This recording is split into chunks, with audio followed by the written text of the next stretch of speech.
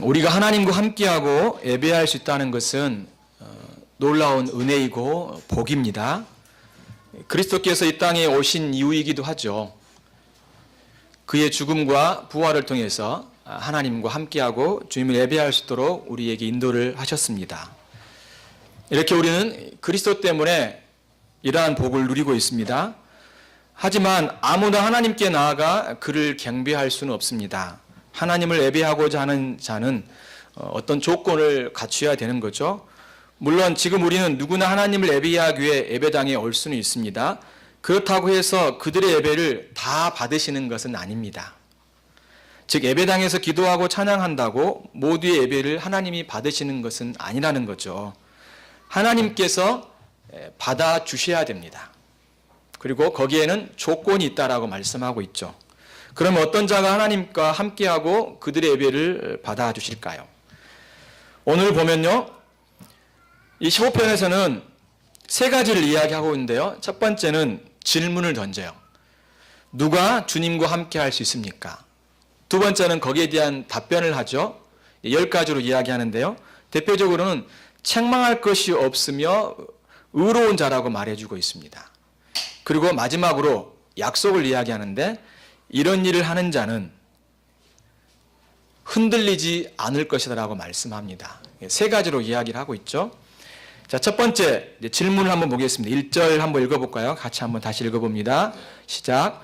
여호와여 주의 장막에 머물 자 누구오며 주의 성산에 사는 자 누구오니이까. 이 장막이란 말과 성산이란 말은 하나님이 계신 곳이죠. 그러니까 성소라고 이야기할 수 있겠죠. 하나님은 그 성소에서 자기 백성들을 만나 주십니다. 그러면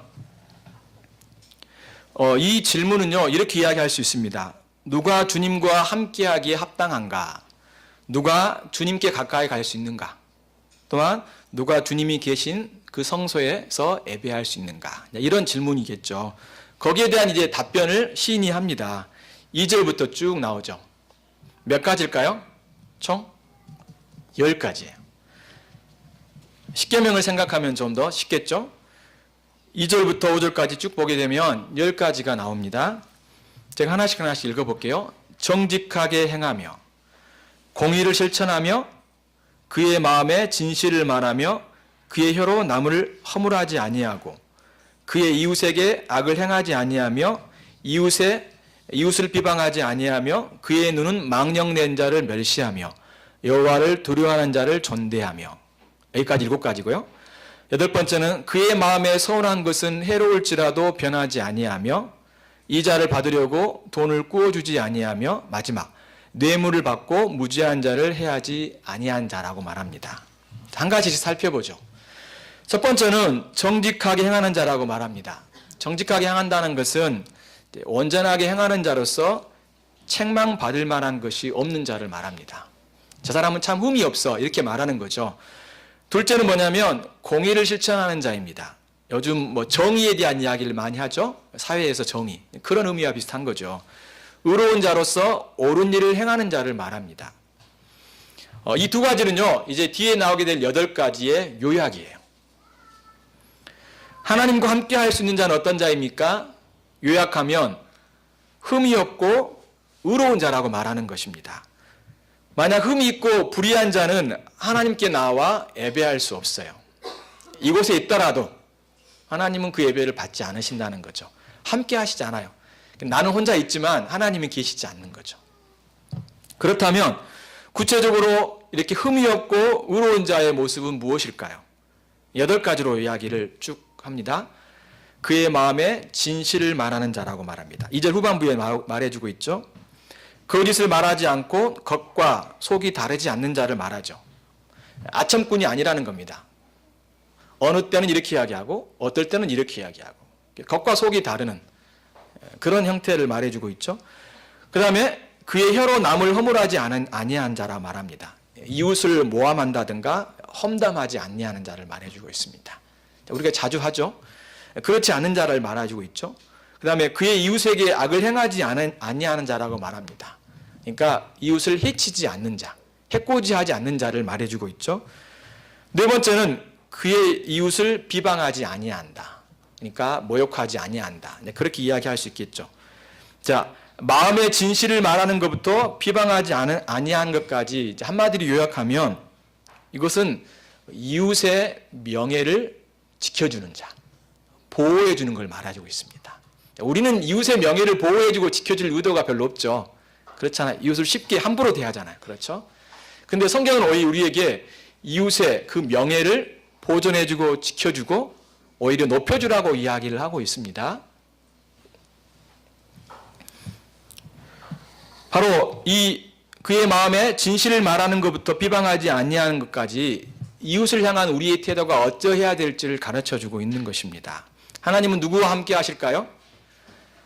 하나님을 너무 사랑하고 말씀 많이 읽고 기도 많이 하고 하나님께 막 나오는 자를 주님이 함께 하실까요? 물론 함께 하시죠. 여기서 보면 오히려 이웃을 향해서 우리가 어떤 태도를 가져야 될지를 이야기하고 있습니다. 좀 의아스럽죠? 하나님을 향해서 어떻게 하라고 해야 되는데 그런 말을 하지 않고 이웃을 향해서 어떻게 하는지를 주님이 우리에게 이야기하고 있는 거예요. 그것이 바로 하나님 앞에 책망받을 것이 없고 의로운 자라고 이야기를 하고 있습니다. 다시 말해서 이웃을 사랑하는 자가 바로 하나님께 나아갈 수 있고 하나님을 예배할 수 있다라고 말을 합니다. 우리 시대는 그렇지 않죠. 왜 그럴까요? 하나님 말씀을 모르기 때문에 그러는 거예요. 자기 생각대로 자기 기준에 따라 이렇게 하면 되겠지 하는 그런 생각들을 갖는 거죠. 근데 하나님은 그렇지 않아요. 먼저 하나님 자신을 이야기하기보다 여기서는 어때요? 이웃을 향한 너희의 태도가 어떻는지를 다시 한번 돌아보라고 말씀하고 있는 것입니다. 우리가 예배하기 위해서는 어떻게 해야 될까요? 하나님과의 나의 관계를 봐야 되는데 그것은 우리와 이웃과의 관계의 열매를 통해서 그것이 나타난다는 것이죠. 그래서 예수님께서 예물을 드리기 전에 형제와의 관계를 먼저 돌아보라고 하셨어요. 여러분, 십계명에서는 살인하지 말라 그랬죠. 그런데 주님은 뭐라고 말씀하셨냐면 형제를 향해서 화를 내는 자마다 또한 형제를 대하여 라가라 하는 자, 라가라는 말은 무슨 말이냐면 골빈놈 이런 말이에요. 월간이 이런 말입니다. 그런 자를 향해서 공회에 잡혀가고 감옥에 갈 거라는 겁니다. 또한 미련한 놈, 바보라고 하는 자는 지옥불에 들어갈 거라고 이야기했어요.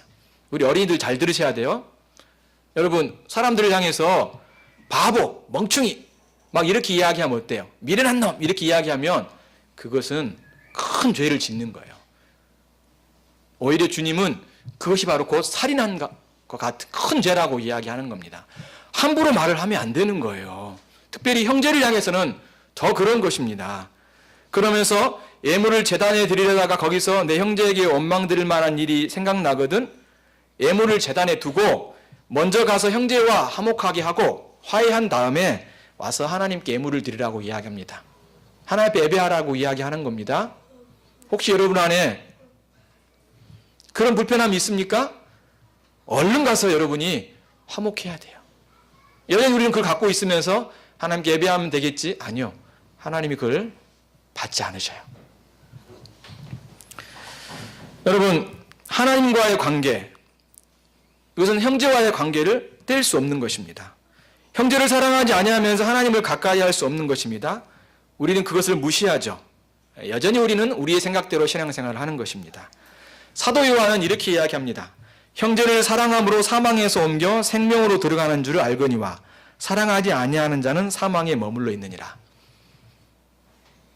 이 말씀의 의도를 여러분 아시겠어요? 이 말씀은 굉장히 심각한 말씀입니다. 그건 뭐냐면 구원의 증표가 뭐냐? 형제 사랑이라는 것이에요. 그 형제를 사랑하지 않고 있는 모습은 구원받지 않았다는 거예요. 아, 저 예수님 믿는데요? 예수님 의지하는데요? 아니요. 여기서는요, 형제를 사랑하지 않는 것이 바로 구원받지 않았다는 그런 모습이라는 걸 이야기하고 있는 것입니다. 그러면서 그런 자를 향해서 사망에 머물러 있다. 죽어 있다는 거예요. 형제를 사랑하지 않는 것이 내가 죽어 있다는 모습인 거예요. 살아있다고요? 아니요.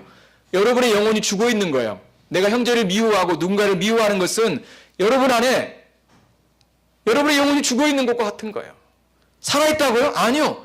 사망 가운데 있다라고 말하고 있는 겁니다. 여러분 생각을 바꾸셔야 돼요. 또한요, 요한일서 3장 15절에서는 형제를 미워하는 자마다 살인하는 자는 살인한 자마다 생명이 그 속에 거하지 아니하는 것을 너희가 아는 바라. 다시 한번 강조해 주고 있죠. 미워하는 자마다 살인한 자라고 말합니다. 그런데 그런 자를 향해서 영생이 구원이 그들에게 있지 아니한다라고 말을 하고 있습니다. 미워하고 있으면서도 나는 구원 받았어. 그게 안 된다는 거죠. 그거 아니라는 겁니다. 지금. 또한 요한일서 4장 8절에서는 사랑하지 아니하는 자는 하나님을 알지 못하나니 이는 하나님은 사랑이십니다. 내가 형제를 사랑하지 아니할 때 그 사람은 하나님을 알지 못하는 사람이에요. 알지 못한다는 게 뭐라겠습니까? 그 하나님 사랑하지 않는 모습이라는 거죠. 형제를 사랑하지 않는 모습이 곧 바로 하나님을 알지 못하고 있는 모습을 말해주고 있습니다. 여러분 요한일서 17장에 보면 영생이 뭐라겠습니까? 하나님을 아는 것이 영생이라 그랬죠. 그런데 하나님을 알지 못한다고 했어요. 어떤 자가요? 형제를 사랑하지 아니하는 자가 하나님을 알지 못한다는 거예요. 영생이 없는 거라고 말해주고 있는 것입니다. 또한 4장 20절에 보면 누구든지 하나님을 사랑하노라 하고 그 형제를 미워하면 이는 거짓말하는 자니 보는 바 그 형제를 사랑하지 아니하는 자는 보지 못하는 바 하나님을 사랑할 수 없느니라. 형제를 미워하면서 내가 하나님 사랑한다라고 말하는 것은 그건 거짓말이라는 거예요. 아무리 하나님을 사랑한다라고 말을 해도 형제를 사랑하고 있으면 그건 거짓말하는 거예요. 형제를 사랑하지 아니하는 자는 하나님은 보이지 않지만 하나님을 사랑할 수 없다라고 말을 하고 있는 것입니다. 하나님 사랑과 형제 사랑을 사도 요한은 같이 보고 있는 거예요. 그래서 결론적으로 요한일서 4장 21절에서는 우리가 이 계명을 주께 받았나니 하나님을 사랑하는 자는 또한 그 형제를 사랑할지니라고 말해주고 있습니다. 하나님을 사랑하는 자는 형제를 사랑해야 한다라고 말씀하고 있는 것이죠. 우리 시대는 이와 같은 하나님의 말씀을 무시하죠. 형제를 미워하면서 버젓이 구원을 얻었다고 생각하고 형제를 사랑하지 않으면서 하나님을 사랑한다고 생각합니다. 그것은 착각이고 오망이고 거짓 신앙입니다. 하나님 이런 사람들과 함께하지 않고 그들의 예배를 받지 않으십니다. 예배에 참석한다고 해서 다 예배를 받으시는 것은 아니십니다. 또한 여러분 7절을 보십시오. 4절을 보십시오. 그의 눈은 망령된 자를 멸시하며 여호와를 두려워하는 자들을 존대한다라고 말해주고 있습니다. 자, 망령된 자란 말이 좀 어렵죠. 여호와의 이름을 망령되게 부르지 말라 이렇게 함부로 부르지 말라 이런 의미로 사용되는데 망령된 자는 문맥에서는 여호와를 두려워하지 않는 자를 말합니다. 주님을 두려워하지 않아요. 지금 주님이 우리와 함께 하시는데 나의 삶 가운데 우리가 주님 앞에 있었는데 그 주님을 향한 두려움이 없어요. 이게 망령된 자라고 이야기하는 것이죠. 문자적 의미는 뭘까요? 하나님의 언약을 알고 있으면서 쉽게 말하면 십계명을 알고 있으면서 그 계명을 알고 있으면서 그 언약을 무시하는 자를 가리키고 있는 것입니다. 이러한 태도는 그가 아무리 하나님을 믿는다라고 이야기할지라도 하나님을 믿고 있지 않는 거예요.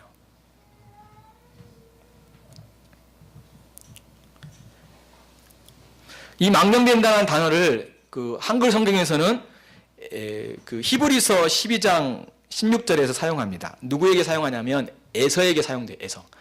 우리 성경을 한번 읽어볼까요? 같이 히브리서 12장 그 앞절까지 같이 보겠습니다. 15절 16절 그리고 17절까지 히브리서 12장 15절부터 17절까지를 봅니다.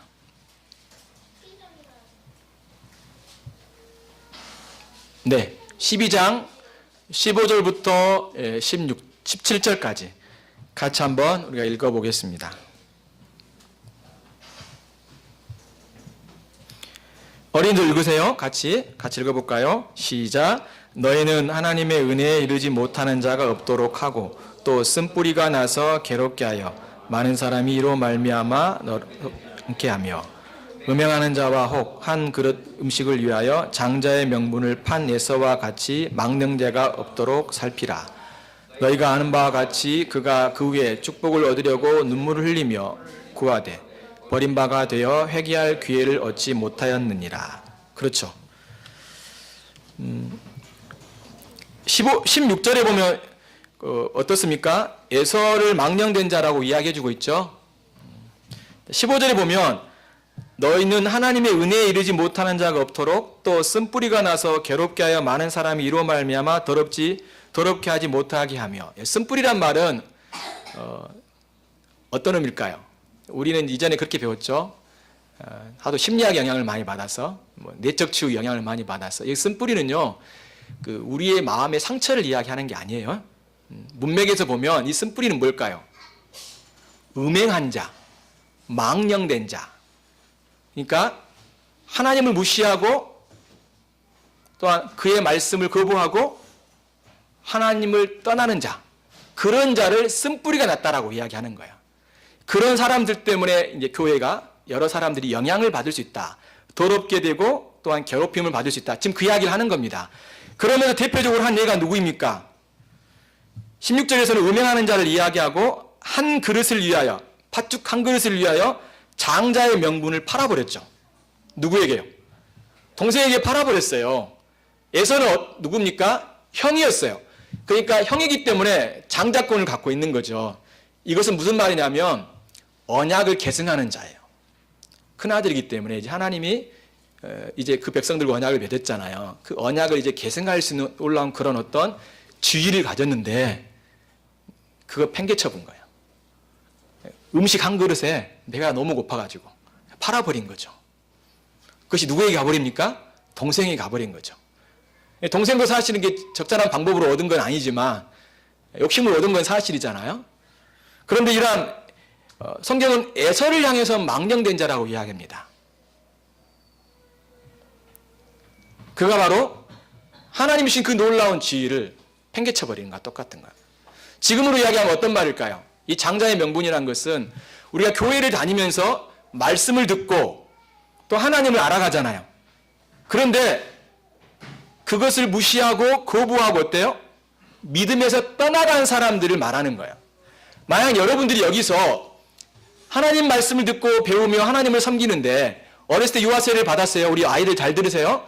그런데 여러분들이 만약 하나님을 향한 믿음, 그 사랑, 의지하는 거, 그것을 여러분들이 커가면서 주님을 더 사랑하고 의지하면서 신앙 고백을 하면서 이제 입교하여 성찬에 참여해야 되는데 그게 아니라 공부하는 것이, 학교 다니는 것이, 출세하는 것이, 나 잘 되는 것이 너무나 소중하기 때문에 교회를 다니고 신앙생활하는 것을 버려버리고 세상의 길로 가는 거예요. 그런 사람을 향해서 뭐라고 이야기합니까? 망령된 자라고 이야기하는 것입니다. 우리들 중에도 그런 사람이 있을 수 있어요. 참 슬픔이죠. 그래서 시인은 여기서 뭐라고 말합니까? 다시 시편으로 돌아가면 그의 눈은 망령된 자를 멸시하며 여호와를 두려워하는 자를 존대한다라고 말씀해 주고 있는 것입니다. 자, 결국 이 말은 하나님의 언약과 하나님의 말씀을 무시하는 거예요. 그런 자들을 향해서 시인은 멸시한다라고 말합니다. 즉 하나님을 없이 여긴 자. 여러분들이 아무리 교회를 나오고 아무리 예배를 드린다 해도 내가 하나님의 말씀을 들으려고 하는 어떤 이런 귀, 또 그 말씀을 듣고 싶어하는 사모하는 마음, 그런 태도를 보면 여러분들이 얼마나 하나님을 사랑하는지 두려워하는지 하나님을 존경하는지 알 수가 있어요. 그렇죠? 하나님은 그렇게 하나님을 정말로 존경하고 공경하고 두려워하는 자를 사랑하시죠. 그런데 만약 그렇지 않고 하나님을 무시하고 업신여기고 얕잡아보고 함부로 대하는 자를 향해서는 어떻습니까? 하나님은 싫어하시죠. 시인도 지금 그러한다라고 말해주고 있는 것입니다. 여러분 만약 여러분의 어떤 사람이 여러분의 자녀를 향해서 무시한다든가 함부로 말한다든가 또한 여러분의 남편과 아내를 또 여러분의 부모님을 향해서 함부로 말을 하고 무시한다든가 그러면 어때요? 기분이 좋습니까? 불쾌하죠. 불쾌합니다. 그런데 우리가 사랑하고 의지하고 나를 구원하신 그 하나님을 향해서 어떤 사람들이 무시하고 업신여기고 함부로 하고 그렇게 할 때 여러분은 그걸 보면서 허허 웃고 그냥 이렇게 내버려둬야 될까요? 아니죠. 그렇다고 그들과 싸우라는 말을 하는 것이 아닙니다. 우리의 마음속에는 어때요? 참으로 그들을 볼 때 경멸하는 마음을 가져야 되는 거예요. 하나님을 얕잡아보는 그들을 향해서 참으로 우리도 똑같이 얕잡아봐야 돼요. 그렇지만 하나님을 두려워하고 공경하는 자를 향해서 높이고 존경하라고 이야기하고 있는 것입니다. 이것이 바로 신자의 태도인 것이죠. 그렇다고 그들을 향해 욕하거나 대적할 필요는 없는 것입니다.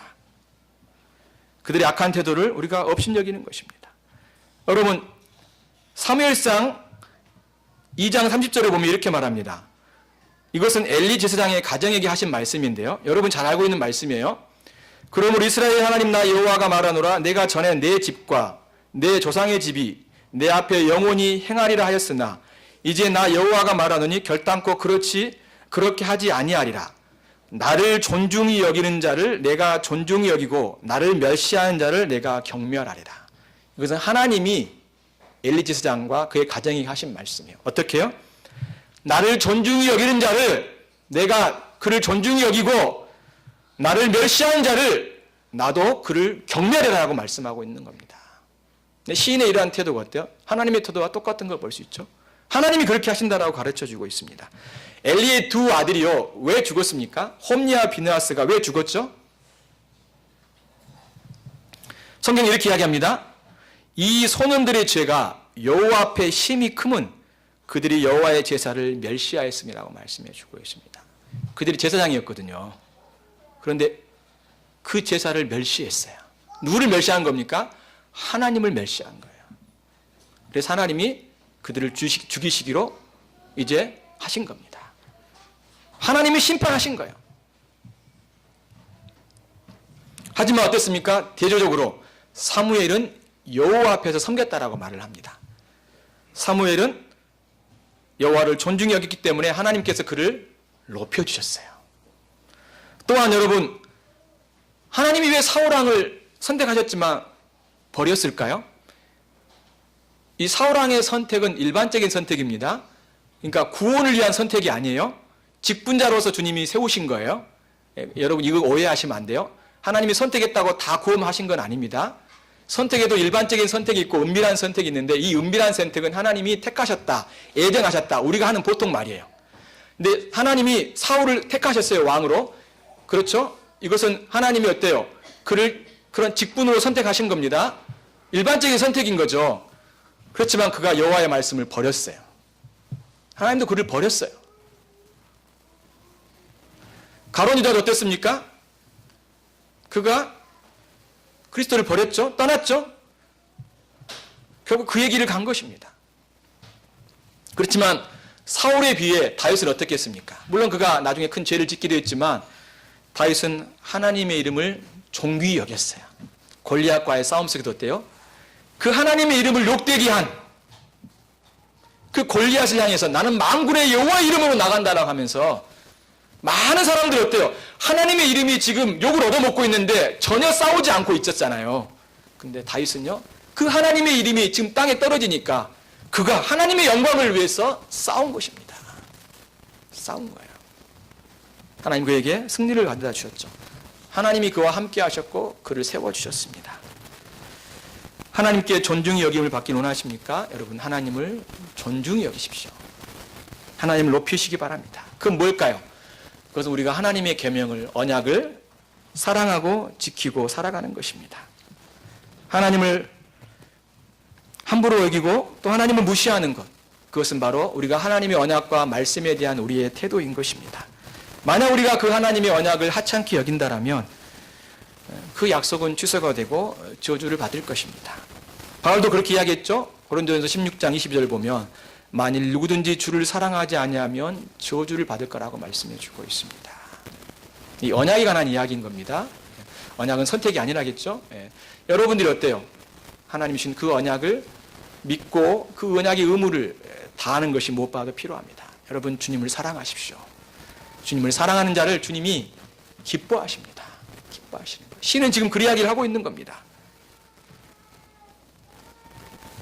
하나님과 함께 할 수 있는 것은 하나님의 마음을 가진 자라고 할 수 있습니다. 그런 자는 이웃에게 사랑을 베풀지만 그들이 하나님을 사랑하지 아니할 때 그들을 얕잡아 보는 자이죠. 그들은 누구보다도 하나님을 더욱 사랑하기 때문에 그렇습니다. 하나님께서는 이렇게 하나님을 두려워하는 자의 예배를 받아주십니다. 그리고요, 여러분 4절 후반부에 보면요, 그의 마음에 서운한 것은 해로울지라도 변하지 아니하며라고 말씀해 주고 있습니다. 그러니까 하나님께 서원을 했어요. 그러면 그 서원을 반드시 지키는 자라고 말씀해 주고 있는 것입니다. 잘못된 서원을 했다라면 우리는 그것을 회개하고 돌이켜야겠죠. 그렇지만 하나님 앞에 합당한 서원을 했다라면 우리는 그 서원을 반드시 지켜야 됩니다. 예를 들면 여러분 서원을 너무 예를 들면 이렇게 많이 생각해요. 하나님 제 아들이 만약 정말로 대학에 간다면 제가 이 아이를 뭐 선교사로 바치겠습니다. 이걸 지금 말하는 게 아닙니다. 이것은 사실은 잘못된 서약이죠. 그건 그렇게 서원하시면 안 돼요. 그건 정말 여러분 잘못하고 있는 겁니다. 그렇게 될 문제가 아니에요. 여러분이 바친다고 해서 하나님이 여러분 마음껏 바친다고 해서 되는 게 아니라는 거죠. 자기 소견에 어릴 대로 살아가는 그런 시대는 그렇게 해요. 다 바쳐버려요. 다 하나님께 우리는 원래요 다 바쳐졌어요. 그렇죠. 우리가 어때요? 유아세를 할 때 아이들한테 이렇게 이야기하잖아요. 하나님께 우리가 이렇게 서약하죠. 아이를 하나님께 바치며 목사로 어떤 선교사로 이런 바치는 게 아니라 우리는 근본적으로 우리 자녀를 하나님께 바치는 겁니다. 하나님의 것이기 때문에 그러는 겁니다. 그래서 유아세를 할 때 부모는 이렇게 서약하죠. 아이를 하나님께 바치며 아이를 위해 기도하며 이 아이를 주의 양육과 교훈에서 자라게 하겠습니다라고 이렇게 약속을 하죠. 하나님께 서약을 하는 겁니다. 서원을 하는 거예요. 그럼 어때야 돼요? 부모들은 이 서원을 지키는 거예요. 이 아이들을 하나님 말씀으로 잘 가르치는 거예요. 이 아이를 위해서 기도해주고 양육하고 훈련하고 이것이 부모의 하나 앞에 하는 서약인 거예요. 어떤 어려움이 있더라도 그 일을 하는 거예요. 또한 우리는 결혼할 때 어떻게 합니까? 서약을 하죠. 성부와 성자와 성령의 이름으로 서약을 하는 겁니다. 삼위 하나님의 이름으로. 당신은 굳은 날이나 좋은 날이나 부유할 때나 가난할 때나 건강할 때나 병들었을 때나 같이 사는 날 동안 이 형제를 이 자매를 결코 버리지 않고 그에게 항상 진실할 것을 약속하겠습니까? 라고 이제 물어봐요. 어떻게 해요? 네, 그렇게 하겠습니다. 그래요. 이제 남편과 아내가 어때요? 가난하게 된다든가 병들게 된다든가 가정이 여러 가지 어려움이 있을 때 어때요? 그래도 끝까지 그 약속을 지켜야 돼요. 하나님 앞에 서약을 했기 때문에 그런 것입니다. 만약 그렇지 않다면 어때요? 약속을 어긴 거죠. 큰 죄를 지은 것입니다. 회개하면 되겠지? 그런 생각 갖고 신앙생활 하시면 안 돼요. 예. 회개하더라도 주님은 그 책임에 대해서 물으시는 것입니다. 여러분이 그걸 가지고 살아가는 거야. 고통스러운 거죠. 또한 세례나 입교할 때도 그렇게 하죠. 모든 죄를 버리고 그리스도의 가르침과 모범에 따르기를 힘쓰고 교회의 관할과 치리를 복종하고 청결하며 화평을 이루도록 힘쓰겠습니다라고 이야기를 합니다. 그렇죠. 어떤 어려움과 고난이 오더라도 그렇게 하겠습니다라고 말을 합니다. 자신에게 해로울지라도 그렇게 해야 된다는 것입니다. 왜요? 하나님 앞에서 서약을 했기 때문에 그렇습니다. 만약 교회가 그렇지 않다라면 어길 수는 있어요. 교회가 교리를 잘못 전한다든가 또한 잘못된 길을 갈 때 우리는 그거에 대해서 한쪽에서 약속을 어겼기 때문에 우리는 그렇게 할 수 있습니다. 그렇지만 그렇지 않다라면 어때요? 끝까지 이것을 향해서 주님을 향해서 성실하게 맡은 일들을 감당해야 되는 것입니다. 교회에서도 임직을 할 때도 똑같죠. 그렇습니다. 하나님 앞에 서약을 하기 때문에 그러는 것입니다. 하나님과 함께 할 수 있는 자는 바로 하나님과 함께하는 그런 서약을 반드시 지키는 자가 되어야 되는 것입니다. 언약의 의무를 지키는 자만이 하나님이 함께 하신다라고 약속해 주고 있습니다. 9번째 보면요. 5절 보십시오. 이자를 받으려고 돈을 구워주지 아니하며 빌려주지 아니한다는 거죠. 여러분 돈을 빌리는 사람은 어떤 사람일까요? 물론 이제 사업 때문에 빌리기도 하지만 대개의 경우는 어때요? 형편이 어려워지고 가난하면 돈을 빌리죠.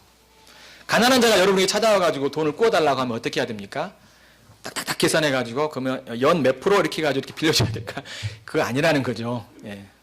구약 백성들을 향해서 주님은 가난한 자들이 구워주라 하면 그들에게 이렇게 이자를 받지 말고 이렇게 빌려주라라고 이야기하고 있습니다. 왜 그럴까요? 그는 형제이기 때문에 그러는 거예요. 또한 우리도 이전에 어땠습니까? 사실 우리도요 애굽 땅에 있었고, 그러니까 고통 가운데 있었고, 참으로 연약한 무대 가운데 있었고, 가난한 자로 살았지만 주님 우리를 건져내 주셨죠. 그렇죠? 그것 때문에 너희들이 형제를 향해서 그렇게 대하라고 말씀해 주고 있는 것입니다. 마지막 10번째는 뭡니까? 뇌물을 받고 무지한 자를 해하지 아니한 자라고 말합니다. 뇌물을 받고 어때요? 무지한 자를 해야 한다는 것은 공의롭지 못한 거죠. 우리 사회가 그렇지 않습니까? 우리 사회가. 교회도 그럴 수 있다는 거죠. 내게 가까운 사람, 나에게 잘해주는 사람한테 어때요? 선심을 베풀고 때로 문제가 생겼을 때 그 문제를 해결해주는 그런 일이 있어서는 안 된다는 것을 말해주고 있는 것입니다. 뇌물을 받게 되면 공정하지 않게 되는 거죠. 교회에서도 바로 그러한 것들이 필요한 것을 말씀해주고 있는 것입니다. 근데요, 한국교회는요, 이런 재판의 문제가 있을 때 양쪽에서 돈을 줍니다. 돈을 줘요. 그럼 어떻게 돼요? 돈을 많이 받은 사람한테 판결을 내려주죠. 좋게 내려줍니다. 불의한 모습인 거죠. 이건 정말로 하나님과 함께 할 수 없는 자의 모습이라는 것을 말씀해 주고 있습니다. 가난한 성도들 대상으로 이자를 붙여 자기 배를 불리려고 한다든가 또한 뇌물을 받아 자기 이익을 취하는 자가 있다라면 하나님은 그들과 함께 하시지 않고 그들의 예배를 받지 아니하신다라고 말씀해 주고 있는 것입니다. 이들은 욕심이 많고 정롭지 않는 그런 모습이기 때문이죠.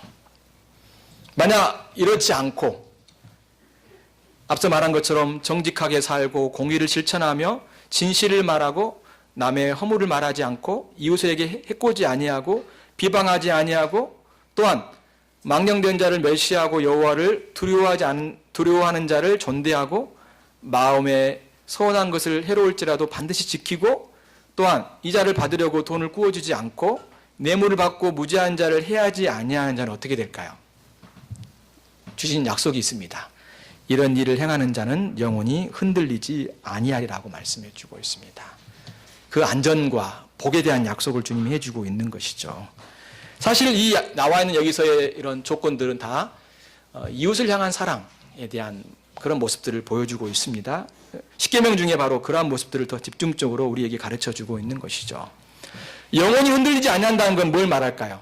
내가 이렇게 지키기만 하면 전혀 인생에 문제가 없을 거다 그런 이야기를 하는 것이 아니라 여전히 어려움과 고난이 있을지라도 결코 우리는 넘어지지 않고 하나님 우리를 지키시고 보호하실 것을 약속해 주고 있는 것입니다. 왜 그럴까요? 그런 자들은 하나님과 함께하기 때문에 날마다 새 힘을 얻습니다. 또 하나님 앞에 나와 예배함을 통하여서 주님이 주신 놀라운 위로와 평강을 얻게 되겠죠. 소망을 가지고 살아갈 수 있다라고 말씀해 주고 있는 것입니다. 여기서 흔들리지 아니한다는 것은 우리의 어떤 행위 때문에 우리의 어떠함 때문인 것이 아니라 바로 하나님이 주신 놀라운 힘이고 능력인 것을 말씀해 주고 있는 것입니다. 여러분, 성도의 안전은 어디에 있을까요? 우리가 많은 돈을 갖고 있으니까요? 아니면 명예가 있다든가 건강에 있기 때문에 그렇습니까? 아닙니다. 하나님의 언약을 사랑하고 언약을 지키는 자인 것입니다. 하나님을 사랑하고 이웃을 사랑하는 자에게 하나님께서는 이 안전을 약속해 주고 있는 것입니다. 우리 사회는 어떻습니까? 군사력, 경제력을 통해서 안전할 수 있다고 생각하죠. 그렇지 않아요. 지금 우리가 대선이 곧 이제 내일 모레 투표하게 되는데요. 다 그렇게 이야기합니다. 그렇죠? 군사력, 경제력을 이야기합니다. 아니요. 그렇지 않습니다. 하나님을 사랑하고 이웃을 사랑하는 삶, 하나님 언약을 사랑하고 그 계명을 지키는 자에게 하나님께서는 자기 백성들을 지키시고 보호하실 것을 약속해 주고 있는 것입니다. 또한 사실 이 나라도요. 우리가 사랑할 때 사실은 그것이 가장 안전한 나라인 거죠. 자, 처음 질문으로 한번 돌아가 보십시다. 누가 하나님과 함께하고 하나님을 예배할 수 있을까요? 신은 10가지 언약의 말씀으로 제시했죠. 여러분, 이 언약의 말씀을 우리는 지킬 수 없습니다. 완전하게 지킬 수 없죠. 근데 우리는 지키며 살아가야 되죠. 근데 이 언약의 말씀을 완전히 지키신 분이 계시죠. 누구입니까? 그렇죠. 예수님이 다 지켰어요. 예수님. 그렇기 때문에 우리는 이 예수님만이 하나님과 함께하고 또한 예수님을 통해서 하나님은 영광을 받으셨습니다. 우리는 이 예수님을 통하여서 또한 하나님과 함께하고 하나님을 예배할 수 있는 것입니다. 우리가 또 넘어지고 죄를 지을 때 예수님께 우리의 죄를 고백하고 또한 그분의 공로를 힘입어서 또 하나님과 함께하고 하나님을 예배할 수 있는 놀라운 은혜를 갖게 되는 것이죠. 지금 우리가 이렇게 예배할 수 있는 것은 우리의 어떤 행위와 우리의 공로 때문이 아니라 예수님의 놀라운 공로와 예수님의 놀라운 순종 때문에 우리가 하나님을 예배하고 하나님을 섬길 수 있다는 것입니다. 그렇지만 주님 우리에게도 또한 동일하게 그의 말씀을 지키고 그의 언약을 지키며 언약의 의무를 다하며 하나님 말씀에 따라 순종하는 그런 백성들이 될 거라고 말씀하고 있습니다. 여러분, 우리가 이 말씀을 지키지 못할 때 우리는 구원에서 떨어지지는 않지만 우리는 하나님과 관계에 있어서 멀어질 수 있습니다. 그렇죠? 멀어질 수 있습니다. 불편한 것입니다. 힘든 것입니다. 그렇게 어떻게 우리가 주님을 섬기며 살아갈 수 있겠습니까? 부단하게 하나님 언약의 말씀을 생각하면서 지키며 순종하면서 살아가는 여러분의 삶이 되시기를 바랍니다.